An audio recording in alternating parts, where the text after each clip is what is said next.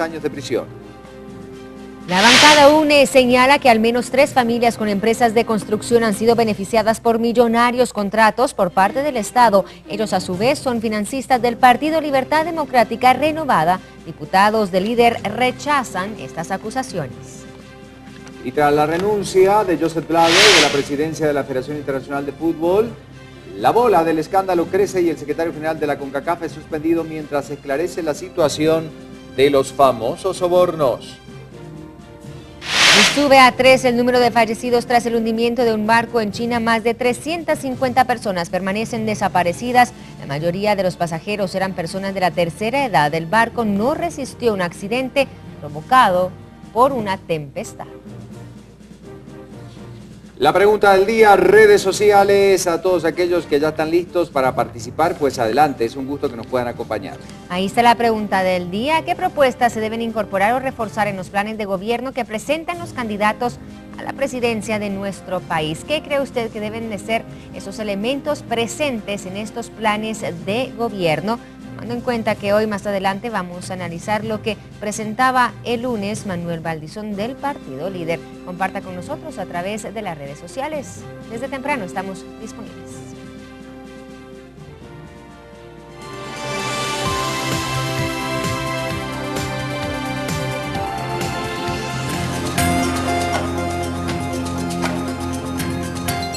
Y claro, hay que empezar con la información porque tras haberse dado a conocer que por orden de juez se inmovilizarían las cuentas de varios de los implicados en el caso de fraude al Instituto Guatemalteco de Seguridad Social tras un contrato firmado con la droguería Pizza para el servicio de hemodiálisis a pacientes con enfermedad renal, el monto al que ascendieron las cuentas embargadas da un total de 21.6 millones de quetzales. A Juan de Dios Rodríguez, presidente del Seguro Social, le fueron congelados 4.2 millones de quetzales, mientras que a la droguería Pizza le fueron congelados 17.4 millones de quetzales. La orden del embargo de cuentas se gira el pasado jueves y para 12 de los 17 implicados en el caso Expisa, a las 5 mujeres que integraban la Junta de Adjudicación no les fue aplicada la misma medida. Las entidades bancarias deberán entregar al juzgado sexto un informe de cuentas y bueno, saber cuánto dinero hay de estas 12 personas implicadas en la investigación. Queda listo entonces esta, posición en relación a este caso y lo que todavía puede continuar. Bueno, y en una nueva audiencia con los implicados en la red de defraudación aduanera, La Línea, el ex superintendente de Administración Tributaria, Carlos Muñoz, trata de desmentir que la R sea de Roxana Valdetti y afirma así se le llamaba la recaudación cuando conversaba por teléfono con el prófugo de la justicia, Juan Carlos Monzón. Después de sus argumentos ante el juez Miguel Ángel Gálvez, el exintendente de la SAT, Carlos Muñoz, habló desde la carceleta de la sala de audiencia con los medios de comunicación para evitar interpretaciones equivocadas que se han hecho de la R. Sí, hay una llamada de Juan Carlos Monzón donde me hace énfasis en una R y todo el mundo pensaba, como a veces, iba a subir la R. Todos pensaban que era la vicepresidenta y no. Es subir la recaudación. A eso se refería. Recuérdense que mi lema siempre fue estar arriba de la recaudación.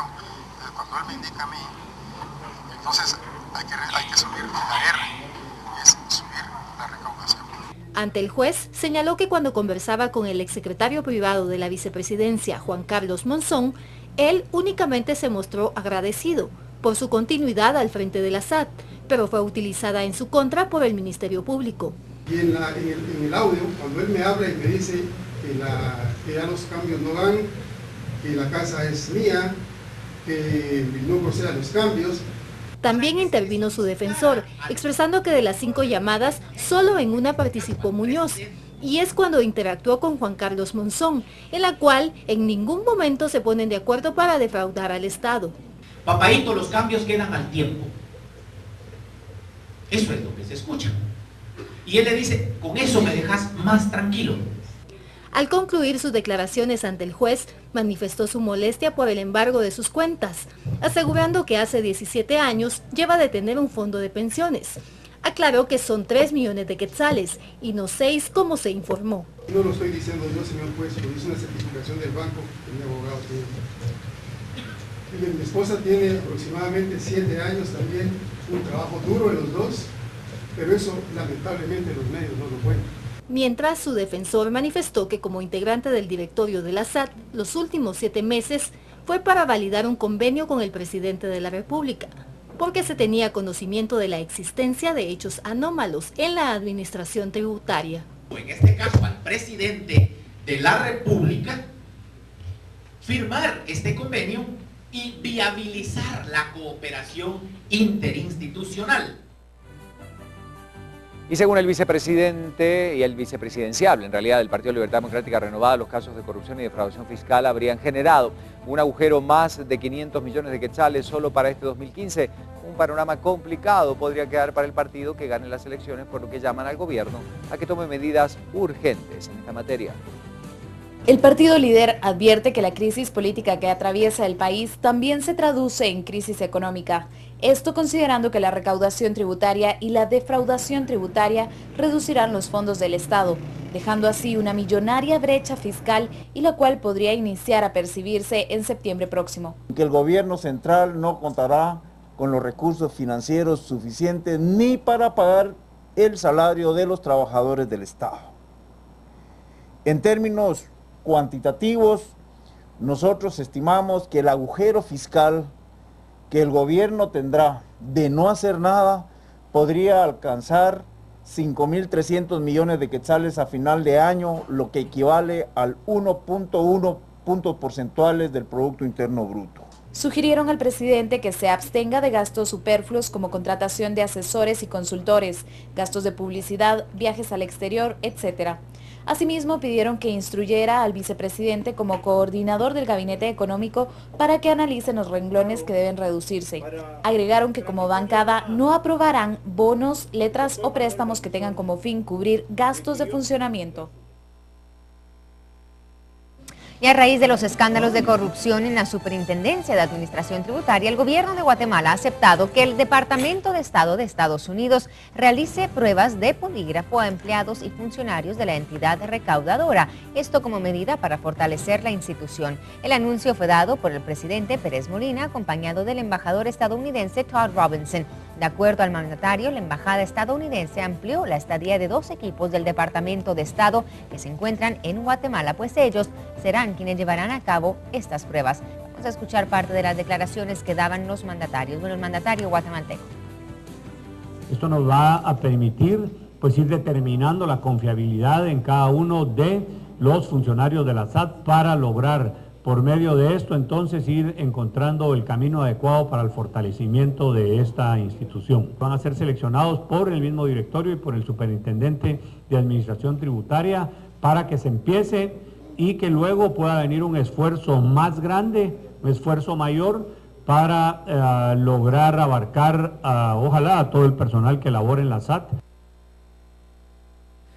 Y el mandatario Otto Pérez afirma que se mantiene muy firme en el cargo, sin embargo siguen ocurriendo salidas de sus hombres de confianza. El último en abandonar la nave del gobierno fue su propio yerno, que fungía también como el secretario general de la presidencia. En su discurso de salida, Martínez afirmaba que ningún señalamiento en su contra ha sido probado todavía.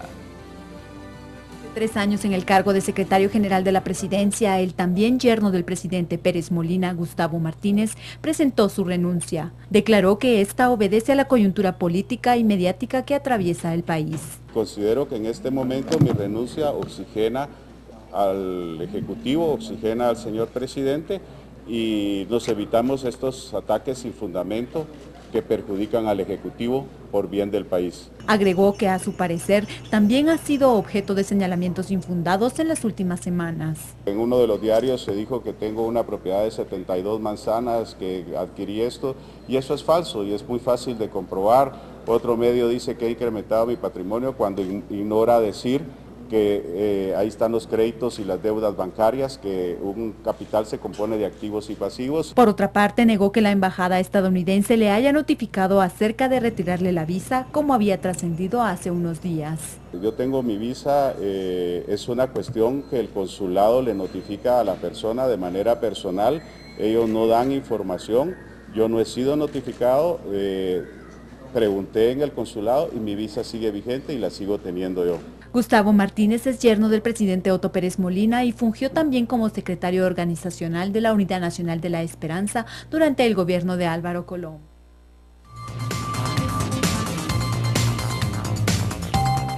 6 de la mañana con 12 minutos, vamos a ver inmediatamente la portada de Prensa Libre, porque hoy habla de este tema, justamente Estados Unidos interviene en la SAT, utilizarán polígrafo. Departamento del Tesoro hará evaluación de la entidad, todos los empleados tendrán que responder en esta prueba, la del famoso polígrafo. Saludamos esta mañana a Renzo Rosal, analista político. 12 minutos pasan de las 6. Renzo, buenos días, bienvenido a Viva la Mañana. Tu opinión en relación a que Estados Unidos viene a trabajar directamente en la SAT. Bueno, muy buenos días a ustedes. Buen día. Creo que este hecho tiene dos repercusiones o dos elementos importantes. Primero, es evidente que el tema de aduanas es un tema muy sensible y que está claro que en Guatemala no hemos tenido la capacidad, la voluntad política fundamentalmente para poder llevar a cabo un proceso de reestructura completa de la SAT, con todas las unidades que ésta tiene, y que eso queda develado con el caso de la línea. Ahí se expresa claramente el nivel de debilitamiento de la SAT y cómo se necesita un empuje muy fuerte, que en donde Estados Unidos, digamos, junto con otros organismos internacionales, están manifestando claramente su interés, su voluntad de contribuir a esa reestructura. Estamos hablando más allá de una reingeniería, de un proceso mucho más de fondo, de mayor alcance. Y el segundo punto es que esto implica también tener una lectura política, en el sentido que se trata, digamos, de una ayuda específica, especializada del gobierno de Estados Unidos, que conlleve el apoyo político a la actual gestión de Otto Pérez Molina, con lo cual, digamos, se convierte en una especie de tabla de salvavidas que pretende darle un poquito más de vida al gobierno, que evidentemente se ha debilitado considerablemente, y por lo tanto entonces Estados Unidos contribuye en esa doble vía, contribuye a la desarticulación de la estructura criminal de la línea, pero una vez hecho, ahora dice, bueno, también puedo colaborar un poco en la medicina. Esto será, Renzo, el primer paso importante indudablemente para la recuperación de la SAT en todos los sentidos, sobre todo cuando hablamos de la funcionalidad, tomando en cuenta la importancia que tiene este organismo. Por supuesto, creo yo que en Guatemala hasta en semanas muy recientes, se le ha dado como que mayor seriedad a las implicaciones que tiene la SAT, que no estamos hablando nada más de la entidad que cobra impuestos, digamos que es un poco la visión que podríamos tener la mayor parte de ciudadanos, sino que tiene también otras áreas claves, como por ejemplo aduanas, todo el tema de fiscalización, toda la relación. Estados Unidos apoya a la SAT, pues se compromete de aquí en adelante a apoyarlo en términos de su agenda geopolítica, y que por lo tanto tener un país tan cercano como Guatemala, con una relación comercial tan intensa con ellos, pero con un nivel de porosidad tan fuerte de aduanas, de la estructura tributaria, por supuesto que pone, digamos, un poco en alerta al Grande del Norte. Creo que ahí responde un poco este apoyo, y que se ve con buenos ojos en la medida que pueda realmente contribuir también a la creación de condiciones de fortalecimiento de la institucionalidad, que obviamente esto quisiéramos no verlo como una, digamos, expresión de intervención, sino más bien como una acción que ayude a recuperar el sentido, las energías y los mismos alcances que la SAT tuvo en su momento de diseño. Hay problemas de diseño, pero hay otros problemas de la SAT que se fueron adquiriendo con el pasar de los años. Muchísimas gracias, Renzo Rosal, por la noticia, bueno, y por el análisis, sobre todo de lo que nos estás comentando. Son las 6 de la mañana con 15 minutos, hay que seguir con algunos otros temas también de la realidad del país. Ya se encuentran en la capital los dos fiscales del Ministerio Público que fueron retenidos en el municipio de Tajumulco, en San Marcos. Ellos estuvieron secuestrados por más de 39 días y por ello se solicitaba el intercambio de un reo. Sí, por su libertad, querían dejar en libertad a un reo. Vamos a ver lo que ocurre.